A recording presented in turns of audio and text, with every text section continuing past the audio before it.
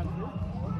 Right from the days of Wakina Mekitalili Wamenza, we came down to Wakina Mora, Wakina Haritoko, Wakina Mau Mau, and all these were young people who stood up and said no to the oppressive state at the time.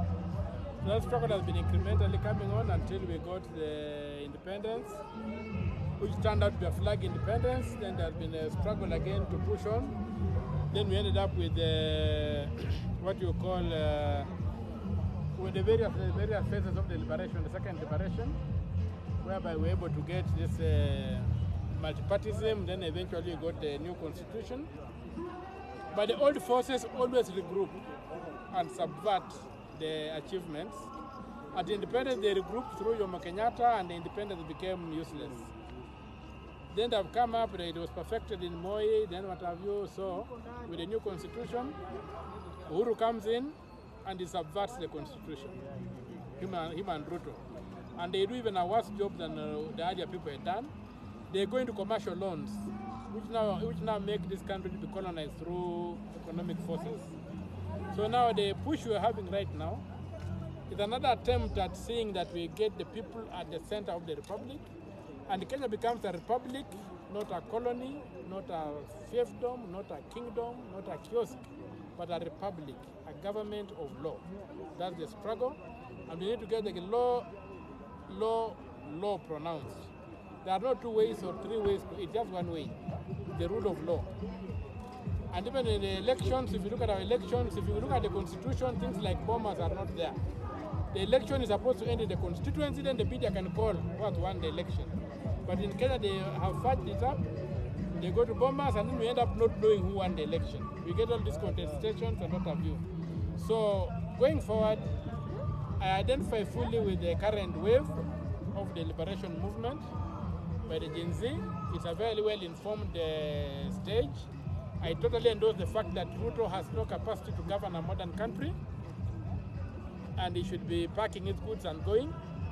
We know he needs to do the basics. He let him give us an IPC and whatever to avoid chaos, so that then he packs and goes. And if he goes in peace, we leave him alone. If he doesn't go in peace, then we shall have to deal with him after this change in this country.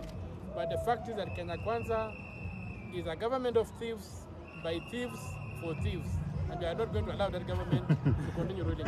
Thank you, Senator. Right now, your fellow legislators cannot walk as you are. What do you think is the main difference? I was elected as a representative. I never became a Mheshimiwa. Even if you look at my letters, all of them, I don't use the honorific honorable, because I know that when the independence came, all those people working about used to be called Wajumbe. They used to be called Wajumbe, representative. So what then happens? What then happens when you get that other than the flag independence, which gave us the representatives, then people began being called Mheshimiwa. And Mheshimiwa attaches to the individual.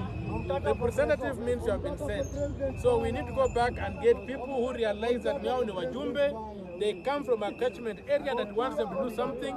They are not an end in themselves. That might be the reason why some people may not be realizing that they cannot work. Me, I've never forgotten that I was elected by the people to serve them. And I continue to serve the people. That's why I work freely, without any bodyguard, without anything. Your message to the Gen Zs, to the young people? The Gen Zs, the only message I give you, look at the Arab Spring and how it was subverted.